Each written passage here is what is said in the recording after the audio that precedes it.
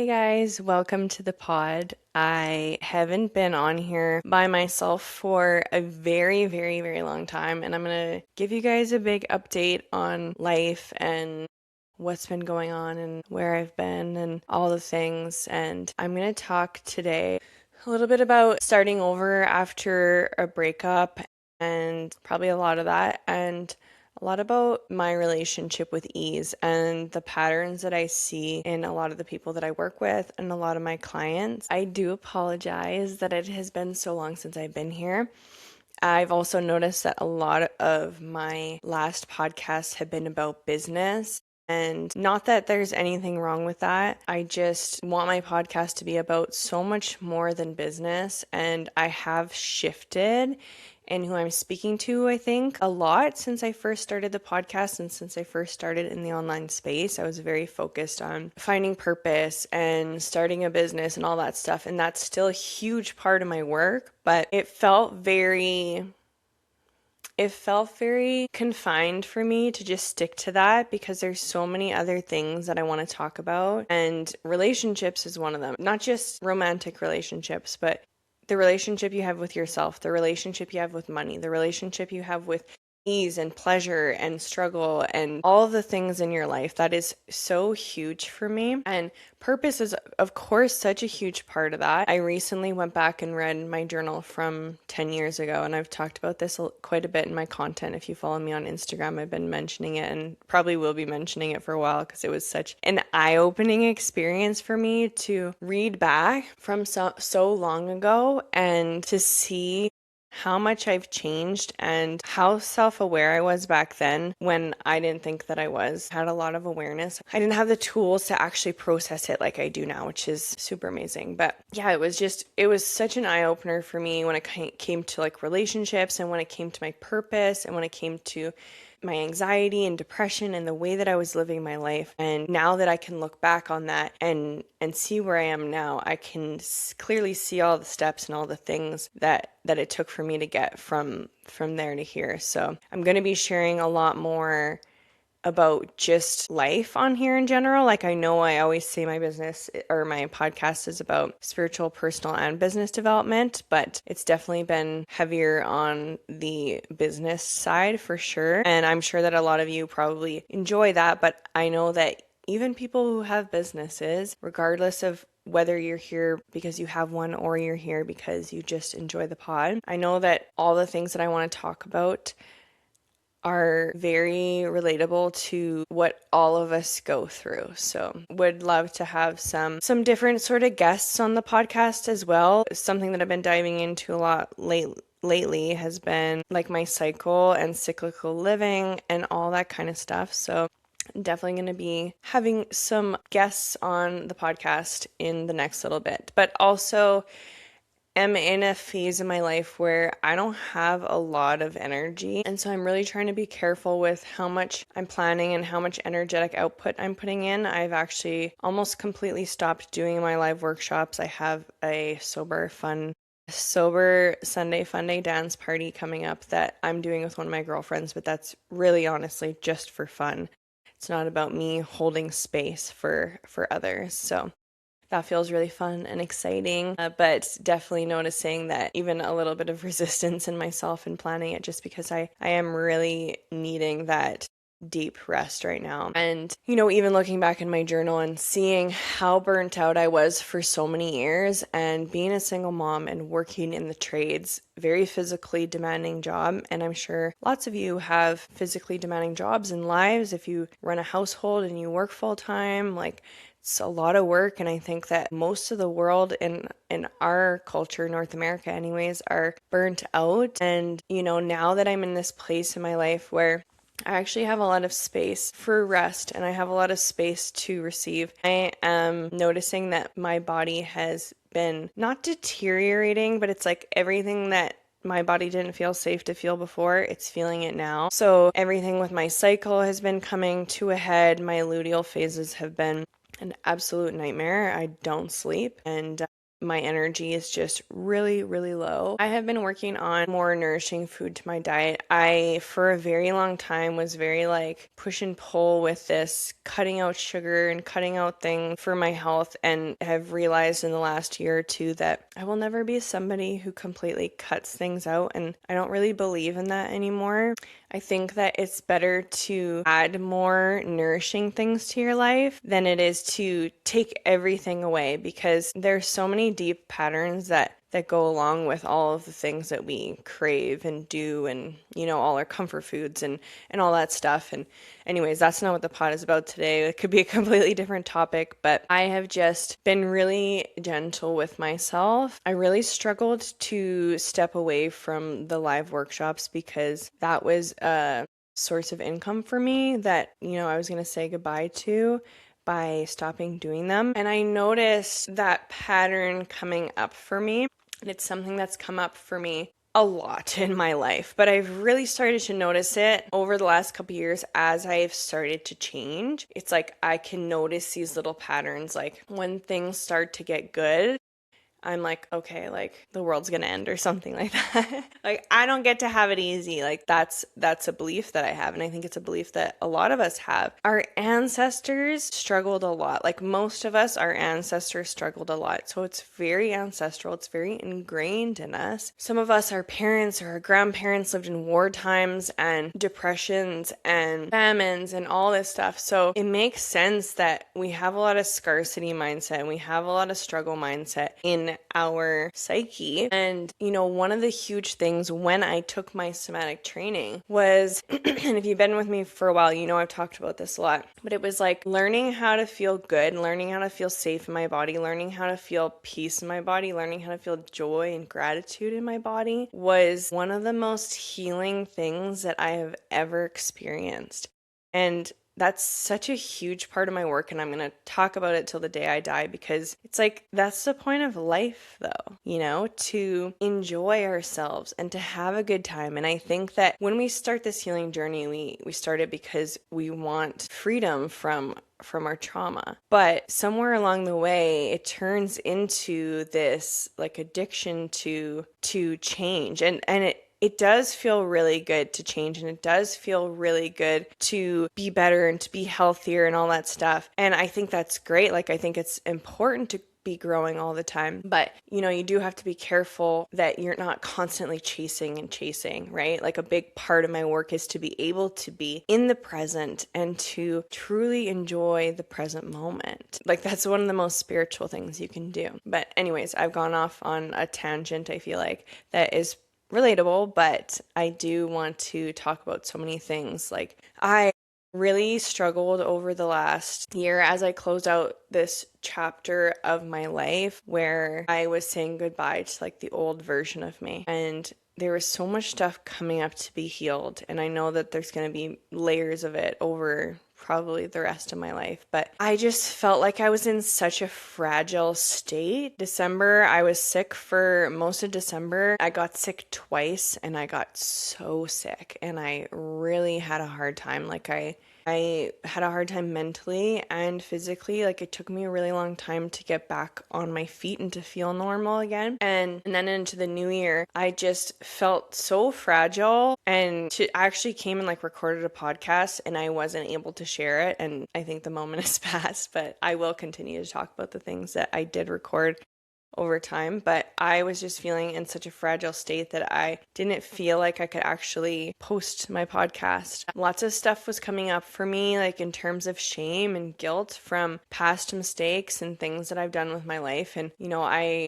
ran a workshop called Integrating the Shadow because I found this system for myself that really worked well to alchemize the shame and the guilt, and to allow myself to feel it in a way that feels safe, in a way that feels like I was really owning it and not just making excuses for myself, because I had done that a lot in the past. And I think we all do that a lot. We deflect, we make excuses, but the truth is that sometimes we do shitty things and we make mistakes, and that doesn't have to mean we're a bad person just because we do things that are bad. And I think that's why shame is so hard, because we do internalize the things that we do that we, don't agree with, that don't align with our morals, we make it mean that we are a bad person, but that's not the case and that's not true. So anyways, I've just been moving through so much stuff since going through a breakup. I truly believe that when you go through a breakup, this version of you that was alive during this relationship has to die. And it's like the identity has to die. That version of you has to die. And that is very painful, like not just with the loss of the relationship and,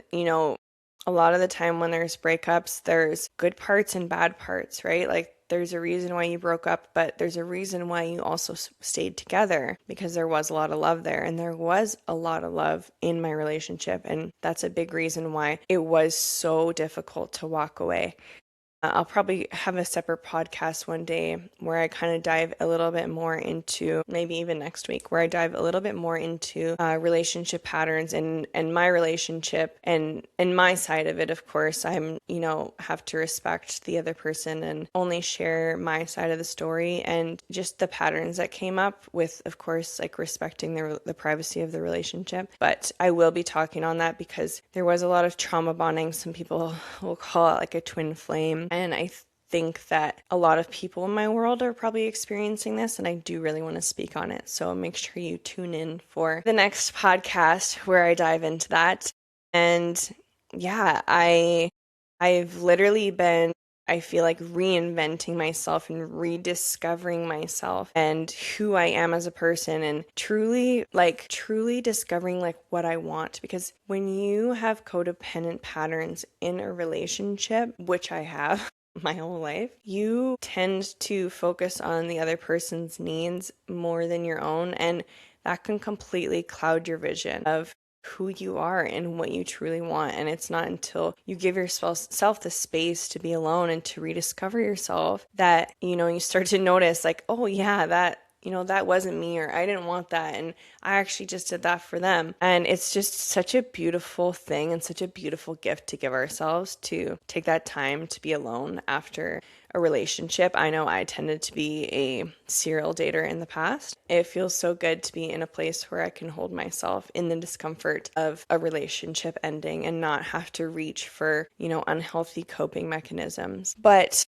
today, I really want to talk about not just what I've been going through lately, but like the relationship with ease. And I did a sound bath a couple weeks ago and I talked about this because it was coming up for me, like I mentioned before, with deciding that I needed to step away from my live workshops and I need to focus on building my business to have more of a foundation that could bring me passive income without me needing to be live all the time. Because regardless of my health right now, I know myself as a person and I'm not somebody who has a lot of energy all the time. I'm a projector. And I also love my freedom. I love my freedom so much. And I noticed when I was thinking about stepping away from the live workshops, there was so much resistance there because for a long time in my business, I really struggled with the public speaking.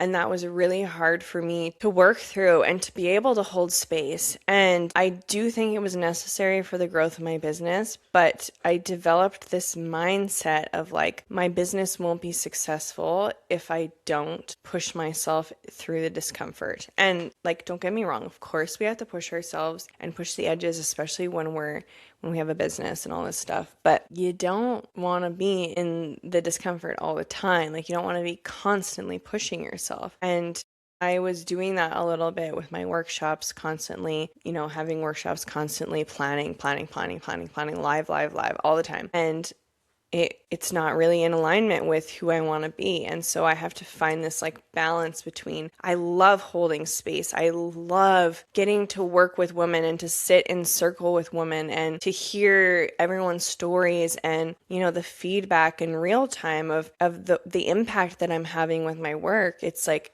it's honestly such a gift and it feels so good like to hold space. I'm also receiving, I feel like. But yeah, like I said, it's finding that balance for me. And so I noticed this pattern of like me not wanting to give it up because it felt like I was taking the easy way out. Because I was thinking back to when I did have the breakup. I own my own house by myself. I owned my own house before I got together with this particular man. I had roommates and all this stuff, and by the time we broke up, I didn't have any roommates anymore. I had been a little bit scarred from my roommate situations in the past, and I didn't want any roommates anymore. And so I was at this point in my business where I had to go all in and figure out how to make it work for myself financially when I wasn't really in a place to be doing that. Or I had been thinking of this in the back of my head since I started my business. What if you sold your house and just completely downsized your financial situation and made your life easy and gave yourself an opportunity to build your business without any pressure?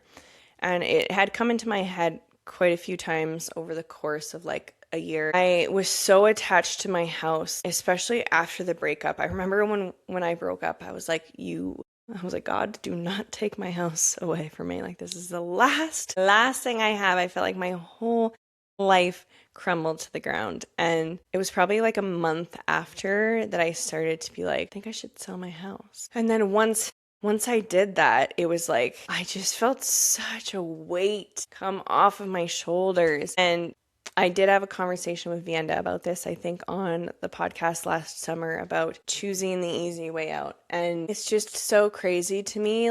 There's so much ego in keeping my house and not selling a house to go to renting and being a homeowner. That identity that I had with being a homeowner and this was my safe space, and I was embarking into the unknown. Choosing the easy way out also means that you are stepping into the unknown because the struggle is all we know when we're living in constant, and in a state where in a house where you are struggling to pay the bills, or the expenses are so high that, you're always having to make enough money so that you're getting by and all this stuff. And it's scary because what's familiar is the struggle and staying in the place that you've known for how many years, right? I lived at my house for 7 years, and I was so proud of myself because I bought that house by myself. So it was really hard for me to let go. But when I did, my whole life changed and everything got so much better. But there was a lot of resistance there. And yeah, even with, my relationship, there was so much resistance to me walking away from it because in a sense, it felt easy because it was comfortable, but it wasn't easy. We struggled a lot together, and we had a very clashing attachment styles, and it was extremely painful for both of us, and that was, not easy at all. And so I'm just relearning that life gets to be easy, and I'm sure that in my next relationship that it's going to be, I don't want to say hard for me, but it's going to come up, I'm sure, it's going to be hard for me for it to be easy. I felt the same thing when I was quitting plumbing. As much as I hated plumbing and as much as I knew that it wasn't what I wanted to do, I had such a hard time leaving and giving myself the easy way out because it felt like I was giving up. And I think that probably a lot of people feel like that in their relationships too, that they're walking away before they've exhausted literally everything and they're giving up on that person. Or maybe the other person guilts you into making you feel like you're giving up when really you're just choosing yourself. It was so hard for me to let go of the identity that I had built being a woman in the trades and, being successful and being respected in my trade.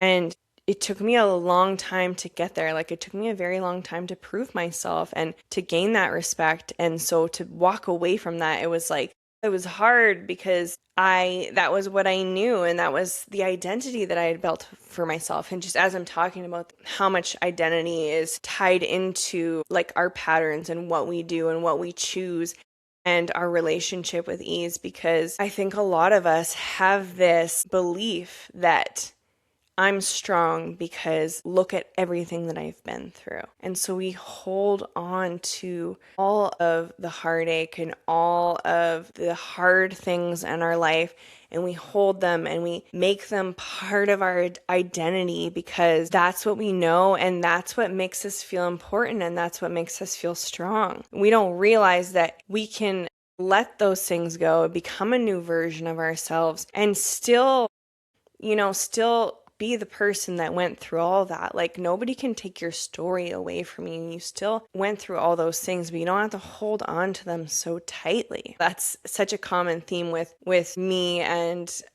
so many people in my life. It's like this clinging. And if you're somebody who has grown up with anxiety, you are a clinger, because people with anxiety, we tend to cling to what feels familiar, to feel safe. And change is scary because change is the unknown, right? It's more comfortable for us to stay in a familiar hell than to walk away and be in the unknown. It's scary. It's weird. Like, my whole life is kind of in the unknown right now. You know what I mean? Like, being an entrepreneur, it's like you're completely in the unknown. It's not like going to a day-to-day job where you kind of know like what's going to happen.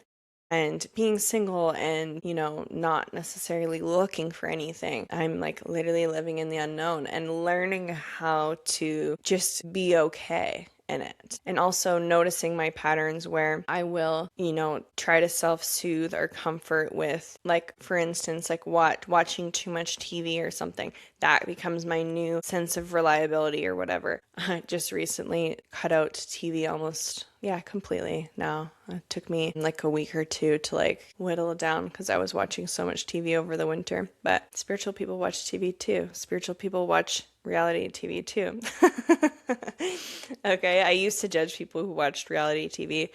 And then COVID happened, and I was like, I understand why people watch this. It's not because they necessarily like the people. It's entertaining to watch. And then sometimes you do end up liking the people in the show. But anyways, it's interesting to see the patterns that we have with needing things to be hard. Like when things go well and you're like, what's going on here? Like, what's going to happen? But I think that having awareness around it is so important, because then we can start to notice, I always talk about this, like, anxiety is very often turns into this addiction to cortisol. And, our bodies become reliant on this cortisol to feel something, to feel safe, because if you've always felt anxious, then that's your homeostasis. That's what feels safe to you. So a huge part of the work is changing that homeostasis, changing that, like that baseline. People have been talking so much lately. I've been seeing it anyways online, where people are talking about how regulation doesn't mean calm all the time. And here's the thing though. I think that, yes, I agree. It does. That's not what it means. It doesn't mean being calm all the time. It means being able to hold the titration of big emotions and then bouncing back to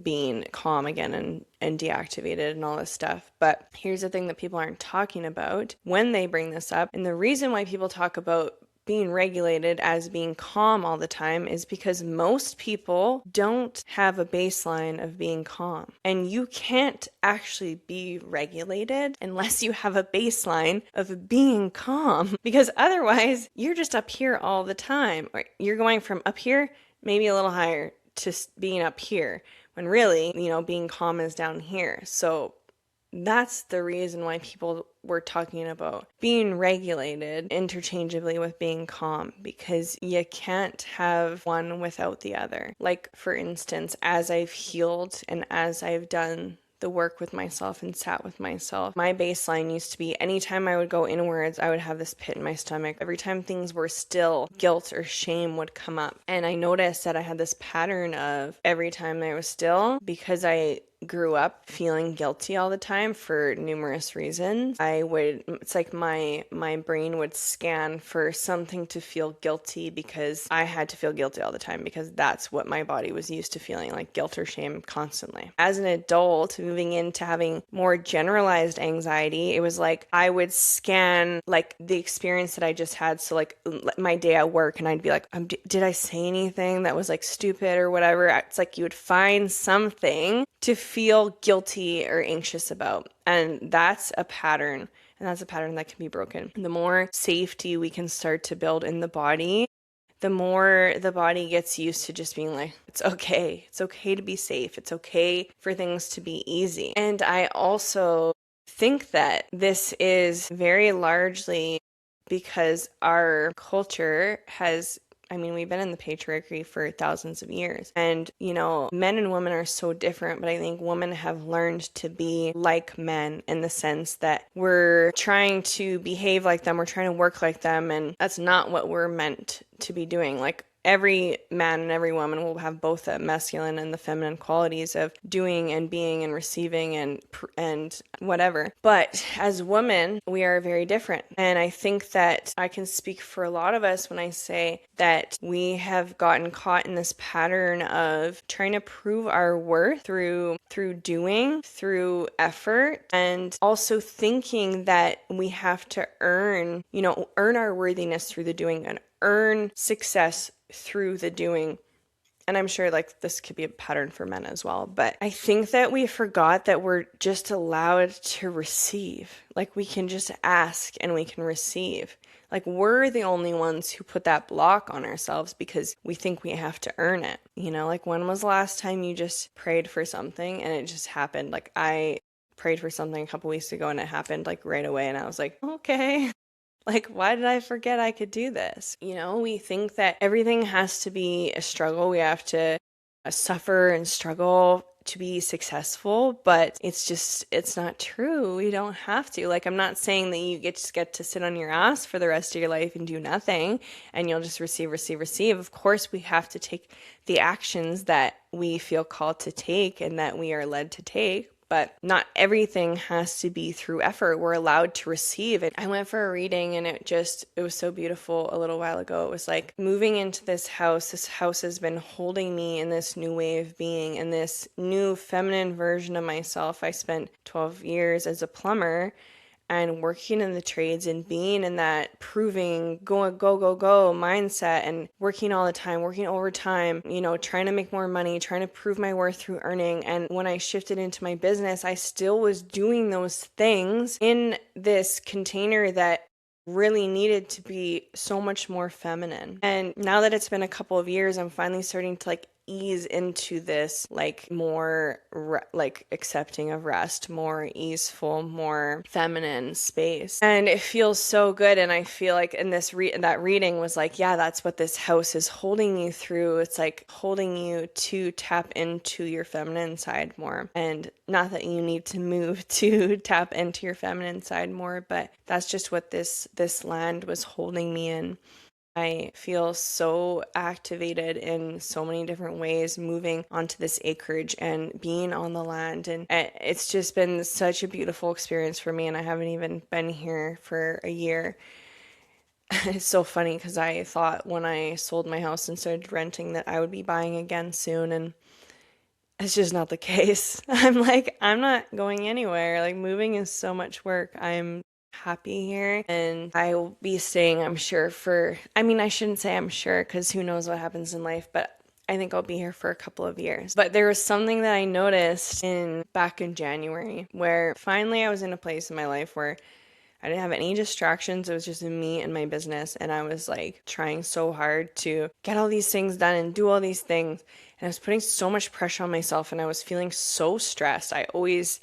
I'm a Virgo rising and a Pisces sun. So I'm always in this like push and pull between like clinging on everything too hard and then like going and like letting go and being in flow and being in alignment and then going back to the clinging. Like, that's a very common pattern for me. And I'm sure it's probably a common pattern for a lot of people. But I just noticed, like so much of the pressure that's on us is put by ourselves, especially being single. It's like, there's no one here putting pressure on me but me. And that's a very, like confronting thing. And it made me realize, like, Sarah, relax. Like, this work you're doing is the work of a lifetime. You don't have to do it all at once. And actually, when you have this kind of business where you're really heart-led, and you start to over effort and overexert yourself and push,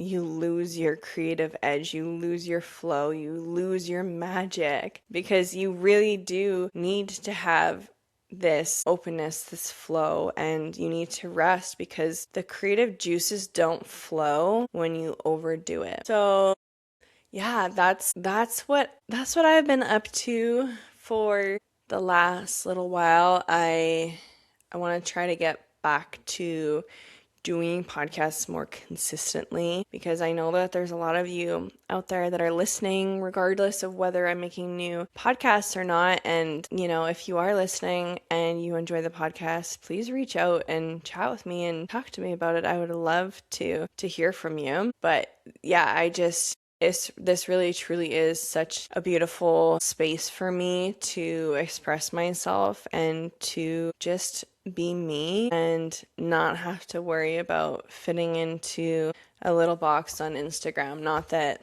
I really do like I used to, but it's just, yeah, there's so much noise in the online space and so many people telling you need to do this, you need to do this, you need to do this. And it really surprises me coming from certain people, like people who are very psychic or they're mediums or whatever, because it's like you have to know that every single person has their own journey and their own path. And the more that I get to know myself, the more that I realize that I don't really want to follow other business people. Like there's going to be points in my journey where I'm going to be like, okay, I want to learn that from that person. But it's become such like a copycat kind of space. And it's so hard not to be like that because we're so influenced by the things that we see. But that's one of the really beautiful things about somatic work is that it's like self-exploration. You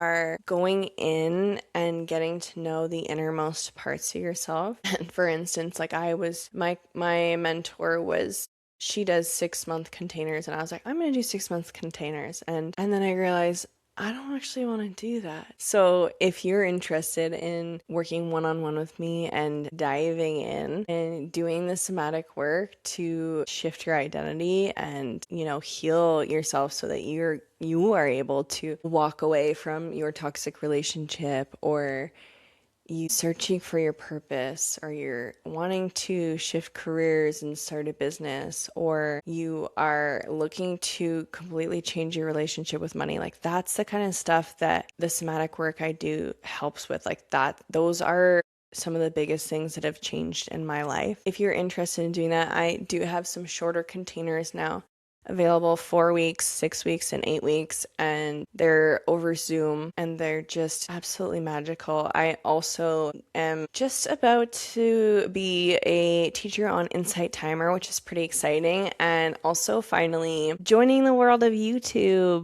So that's super exciting, and going to be hopefully posting a lot more somatic meditations and stuff on there, but I do have a few meditations on there already. I am also creating a kind of like basics of somatics course that is going to teach you, basically all the fundamentals of somatics and how you can start to do somatic work with yourself and everything about fight, flight, freeze, and the 5 channels of awareness, which I dive into my first podcast, but we're going to be going deeper into that and I'll be doing practices with you in the videos and all that stuff. So you'll be able to really experience it for yourself. And that's going to be something that's very accessible for all the people, because I think healing needs to be accessible. And I know for so many years, I really had a hard time with money. So I didn't have the money to invest in people, but I know a lot of you do. So if you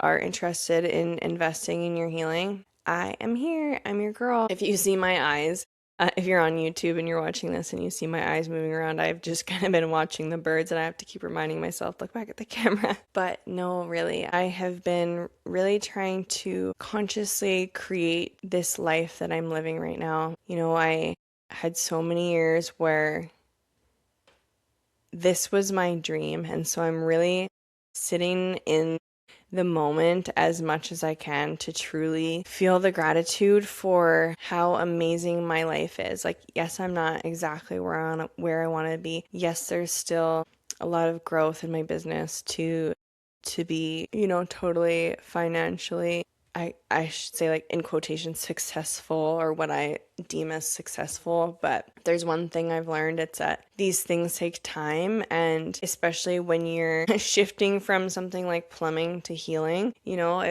I've seen people go and start a business and be really successful quickly, but they've been working in that industry for 15 or 20 years. You know what I mean? So yeah, growth takes a long time. And actually, there was something that I heard a little while ago, and it was like, your last 3 months affect your cycle today, like your period. And it made me think about how the work we put in, the healing work, the things we do for ourselves, sometimes it feels frustrating. Sometimes it feels like it's not working or we're not changing fast enough. But all the work that you're putting in, like all good works together for good. It all adds up. Like you might feel like you're bouncing from here to there and there and there. But in the end, it all works together for good and it's all important. And all of the work that you're doing today is sowing the seeds for the version of you that you are desiring to be. And just so important to remember to truly be grateful for what we do have in the moment. Because like I said before, sometimes it turns into this addiction of like wanting more, wanting more, wanting more. And then when we get into that mindset too much, it's like we're not accepting who we are today. We're not proud of who we are today. If you have journals, or even to go back in your Instagram and like scroll back to the years and like to look at the pictures and, you know, remember where you were at that point in your life and think about how far you've come. We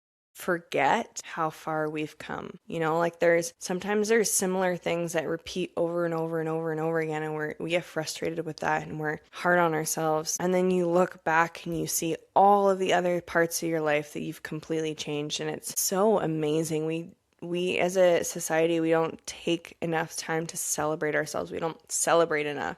You know, we make fun of people for things like gender reveal parties because it's stupid and we never did it. It's like, why can't you just let people celebrate? Like, celebrate for no reason. Celebrate the small wins. You know what I mean? Celebrating is being in the gratitude for what you have. And it's such an important practice. So yeah, if you have journals, I had a friend who burned a lot of her journals, and I was like, oh, I need to do that too, I think, at some point.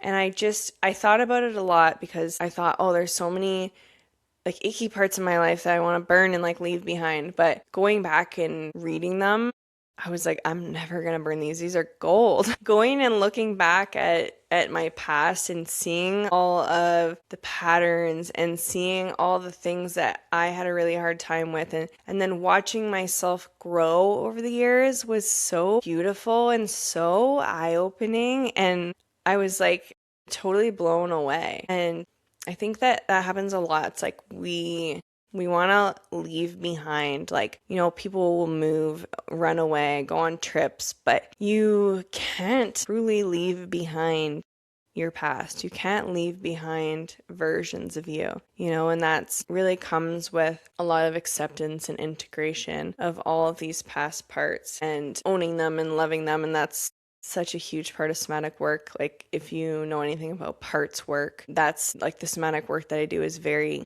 heavy on parts work. Like, we're constantly communicating with all of these different little parts of ourselves that are inside that we have rejected, ignored, abandoned, and there's so much healing. Your nervous system doesn't know the difference between what's real and what's imagined. So we can actually go back in and, you know, when memories come up in session, we can go back and reimagine them or do the things that you wanted to do but weren't able to do, or give that inner child version of you the things that she needed to feel loved and safe. And we can actually like reprogram the past. It's like we're going back in time and we're reprogramming your life, and then that affects who you are today, and it affects all the versions of who you were from that time up until now. And it's truly a magical thing. So that's why I love somatic work so much. It's like it's so versatile and it's so empowering to the person receiving the healing. There's so many healers out there that offer so many different things, and it's so cool to see how everyone is offering a different piece of magic. Like, everybody has their own magic that they share with the world, and it's like, I can never tell you that my modality is the best and And I mean, somatic work is leading in trauma healing, but I could never tell you that, you could just see me for the rest of your life and you would be healed. I think that healing is an ecosystem. And I think that different teachers appear to us at different parts of the journey. And it's always so funny to me, like when I'm talking on the podcast, because I'm like, how did I even get here? But we're just going with the flow, always going with the flow. So yeah, I love that, and it's so fun to explore different teachers at different parts of the journey and different modalities and different things and all this stuff. Recently started a course in herbology, so I'm sure you're going to be hearing more about herbs over the next couple of years, and also very interested in taking astrology courses. So we will see what happens. Just so much fun to be learning. I will probably be learning for the rest of my life. So yeah, if you are interested in working with me, you can email me, shoot me a message on Instagram, contact me in some sort of way, and just follow me on YouTube. Lots to come there. Really started diving into YouTube a lot more. So yeah, thank you guys so much for listening and for supporting me. And I am just so grateful to have this space to be able to share what's on my heart and to be able to express all the things that I love to express. But I really do truly want it to be a community. Like, I want to hear back from you guys. I want to hear, how my story resonates with you and maybe how it helped you. That's so important to me and it's so impactful to me. I always wanted to leave behind a legacy and know that I made a difference in the world. My whole life, before I knew what I wanted to do when I grew up, I always knew that I wanted to help people, and I always knew that I wanted to inspire people. So I feel so grateful that I get to do that. But yeah, it's so amazing to hear from you guys when you do message me, and I hope you enjoyed the pod today, and I will see you guys soon.